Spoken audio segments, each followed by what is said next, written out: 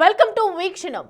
మామూలుగా ఓ 10 లక్షల ప్యాకేజీనో 25 లక్షల ప్యాకేజీనో అంటేనో నోరెళ్ళబెడతాం. కానీ ఏకంగా $1 ట్రిలియన్ ప్యాకేజ్ ఇచ్చారని తెలిస్తే మీ రియాక్షన్ ఏంటి? బుర్ర గిర్రున తిరిగిందా? మైండ్ బ్లాక్ అయిందా? కానీ ఇది నిజంగా నిజం. $1 ట్రిలియన్ ప్యాకేజీను ఒక ప్రముఖ కంపెనీ ఒకే వ్యక్తికి ఇచ్చింది. ఇంతకీ ఇంత డబ్బును ఎందుకు కుమ్మరించింది? దానికి కారణం ఏంటి? ఈ $1 ట్రిలియన్ మారబోయేది ఏంటి?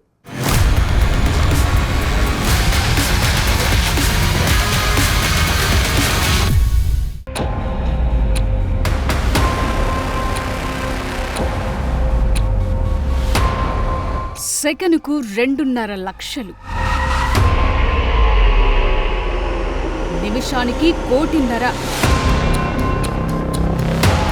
రోజుకి 2100 కోట్లు, రాబోయే 10 ఏళ్లలో $1,00,000 కోట్ల.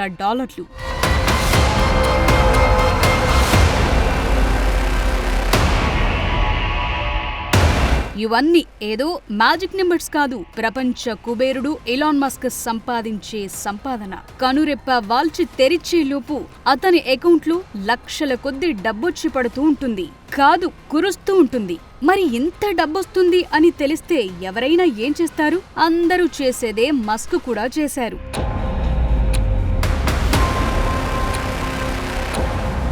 $1 ట్రిలియన్ ప్యాకేజ్ మన ఇండియన్ కరెన్సీలో చూస్తే అటు ఇటుగా 84 లక్షల కోట్ల రూపాయలు. కార్పొరేట్ ఇండస్ట్రీలో ఇలాంటి ప్యాకేజ్ నభూతో న భవిష్యత్తి అనే చెప్పాలి. ఇలాంటి ప్యాకేజ్ ఇవ్వాలంటే అతనికి ఎన్ని అర్హతలుండాలి? అతని క్యాలిబర్ ఎంతయుండాలి? అసలు ఆ కంపెనీ వాల్యూ ఎంత ఉండాలి? కానీ ఇవన్నీ టెస్లా కంపెనీకి, ఎలాన్ మస్క్ కున్నాయి. అందుకే ఆ కంపెనీ ఇంత భారీ ప్యాకేజ్ ను ఆఫర్ చేసింది.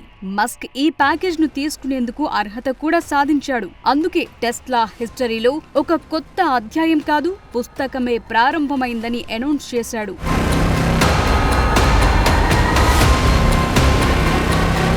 మస్క్కు $1 ట్రిలియన్ ప్యాకేజ్ అందించడానికి టెస్లాలో 75% మంది షేర్ హోల్డర్లు ఆమోద ముద్ర వేశారు. దీంతో అతనికి ఈ ప్యాకేజ్ దక్కింది. నిజానికి ఒక వ్యక్తికి ఈ స్థాయిలో ప్యాకేజ్ ఇచ్చేందుకు ఎవరైనా విమర్శలు చేస్తారు, కాస్త తటపటాయిస్తారు. టెస్లా కంపెనీ బోర్డులోని చాలా మంది కూడా అదే చేశారు. కానీ ఈ ప్యాకేజ్ కి ఓకే చేయకపోతే మస్క్ కంపెనీకి టాటా చెప్పేసి వెళ్లిపోతారని చెప్పటంతో నచ్చినా నచ్చకపోయినా, ఇష్టమైనా కష్టమైనా అందరూ ఓకే చేశారు, ఆమోద ముద్ర వేశారు. దీంతో మస్క్ స్టెప్పులు షురూ అయ్యాయి.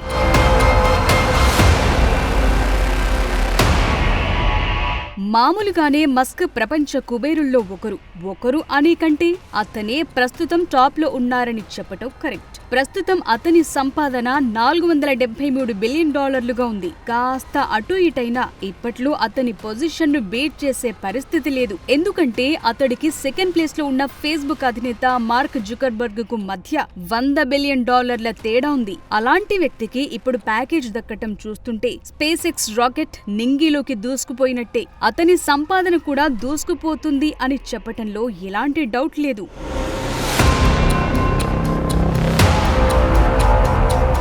కానీ ఇక్కడ 2 విషయాలున్నాయి. ఒకటి, ప్రస్తుతం టెస్లా కంపెనీ పరిస్థితి అంత బాగోలేదనే ప్రచారం జరుగుతోంది. కంపెనీ లాభాల్లోనే కనిపిస్తున్నా ఆశించినంత లాభాల్లో అయితే లేదనే చర్చ బిజినెస్ సర్కిళ్లలో జరుగుతోంది. ఎలక్ట్రిక్ కంపెనీ కార్ల తయారీలో ప్రస్తుతం చైనాకు చెందిన BYD కంపెనీ గట్టి పోటీనిస్తోంది. రోజు రోజుకు అంతకంతకు విస్తరిస్తోంది. మరి ఇలాంటి సమయంలో $1 ట్రిలియన్ ప్యాకేజ్ ఎలా అనౌన్స్ చేసింది? ఎందుకు చేసింది? ఇక రెండోది, $1 ట్రిలియన్ ప్యాకేజ్ ఇస్తున్నారంటే దాని వెనుక ఏదో ఒక మతలబుంటుంది. అంతా ఊహించినట్టే మస్క్ ముందు కొన్ని కండిషన్స్ పెట్టింది టెస్లా కంపెనీ. ఆ కండిషన్స్ ఏంటి?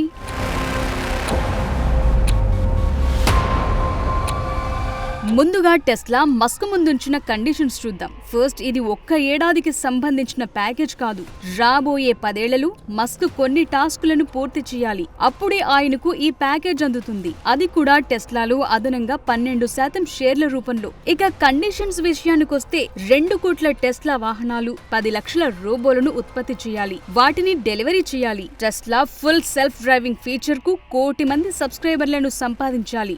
వాణిజ్య వినియోగానికి 10 లక్షల రోబో టాక్సీ వాహనాలను మార్కెట్లోకి రిలీజ్ చేయాలి. కంపెనీ 4 వరుస క్వార్టర్లలో $400 బిలియన్ వరకు నెట్ ప్రాఫిట్ ను పొందటం, ఇక ప్రస్తుతం $1.4 ట్రిలియన్ ఉన్న టెస్లా మార్కెట్ విలువను $8.5 ట్రిలియన్ పెంచటం, ఇవన్నీ చేస్తే మస్క్ కు ఈ ప్యాకేజ్ అందుతుంది. మరో విషయం ఏంటంటే ప్రస్తుతం మస్క్ కు జీతముండదు.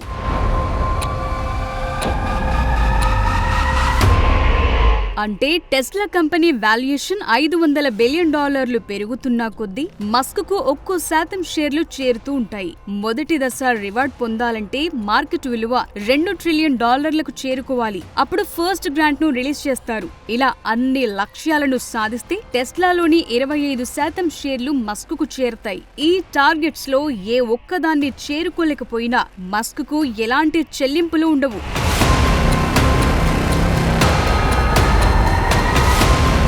సో మస్క్ చేయాల్సింది చాలానే ఉంది. మరి ఇదైతే అంత సులభంగా కనిపించడం లేదు. ఎందుకంటే ప్రస్తుతం టెస్లా కంపెనీ లాభాల్లోనే ఉన్న ఆశించిన తీరులో అయితే లేదు. టెస్లా కంపెనీ కార్ల అమ్మకాలు తగ్గాయి. ఈ ఎఫెక్ట్ లాభాలపై పడింది. ప్రపంచ వ్యాప్తంగా ఎలక్ట్రిక్ వాహనాల కొనుగోళ్లు తగ్గిపోవడంతో వాహనాల అమ్మకాలు 13% తగ్గాయి. దీంతో అమ్మకాలను పెంచడానికి కంపెనీ కొన్ని మోడళ్ల ధరలు తగ్గించింది. ఇది కూడా లాభాలపై ఎఫెక్ట్ చూపించింది.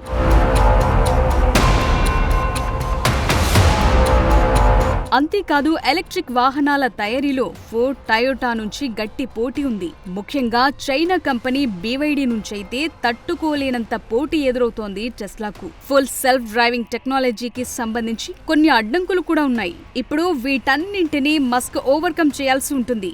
మరి ఇది అంత సులభమేనా? అసలు మస్క్ ఇంత డబ్బుతో ఏం చేస్తున్నారు?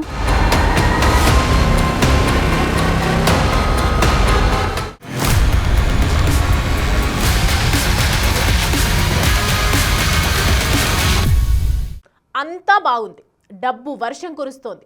కానీ తన ముందు టెస్లా ఉంచిన ఈ టాస్క్లో మస్క్ పాస్ అవుతాడా? అసలు అయ్యే ఛాన్స్ ఉందా? ఇంతకీ ఇప్పటికే ప్రపంచ కుబేరుడుగా ఉన్న ఎలాన్ మస్క్ ఇంత డబ్బుతో ఏం చేస్తున్నాడు? వచ్చే డబ్బుతో ఏం చేయబోతున్నాడు?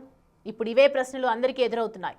మరి నిజంగానే ఈ డబ్బుతో మస్క్ ఏం చేయబోతున్నాడు?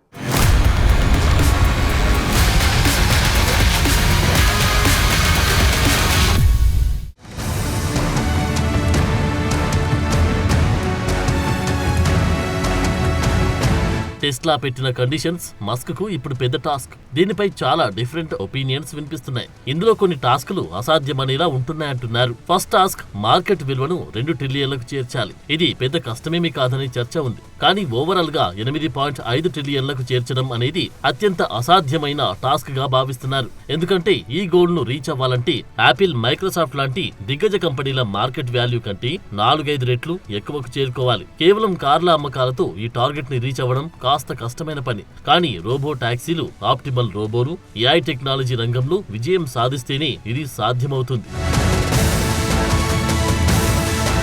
2 కోట్ల వాహనాలు అమ్మకాలు, $400 బిలియన్ నెట్ ప్రాఫిట్. ఇది కాస్త కష్టమైన టాస్క్.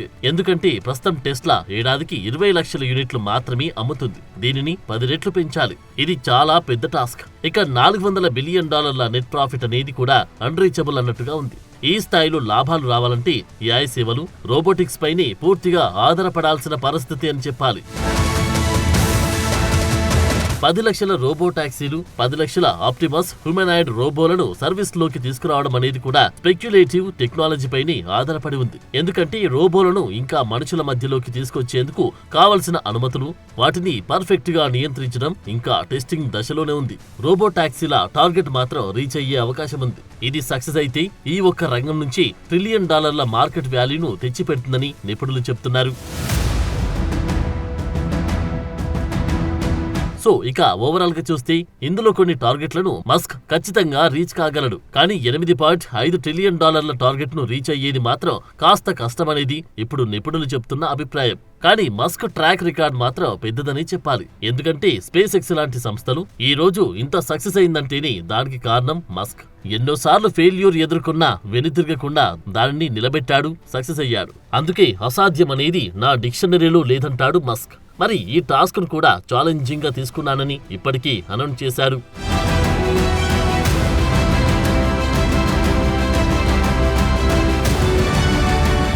మరి మస్క్ ఈ డబ్బునంతా ఏం చేస్తాడు అనేది మరో ప్రశ్న.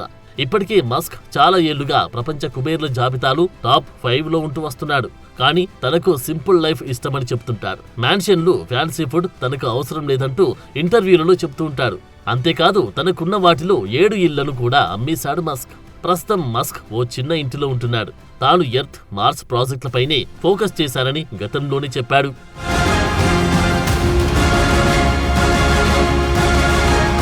మస్క్కు టెక్నాలజీలో ఓ పెద్ద ప్రాపర్టీ ఉంది. 295 కోట్లతో దాన్ని కొనుగోలు చేశాడు. దీనిని తన 3 మాజీ భార్యలు 11 పిల్లల కోసం కొనుగోలు చేశాడు. లగ్జరీ కార్లపై మాత్రం ఎక్కువగా ఖర్చు చేస్తున్నాడు మస్క్. కానీ చాలా సేవలు మాత్రం చేస్తున్నాడు. అయితే దీనిపై అనేక ఆరోపణలున్నాయి. ట్యాక్సులు తప్పించుకోవడానికి ఇవన్నీ చేస్తున్నాడు అనేది కొందరి వాదన. విషయం ఏదైనా ఇప్పటికే ప్రపంచ కుబేరుడైన మస్క్ మరో $1 ట్రిలియన్ తన అకౌంట్లో వేసుకుంటాడా లేదా అనేది త్వరలోనే తేలనుంది.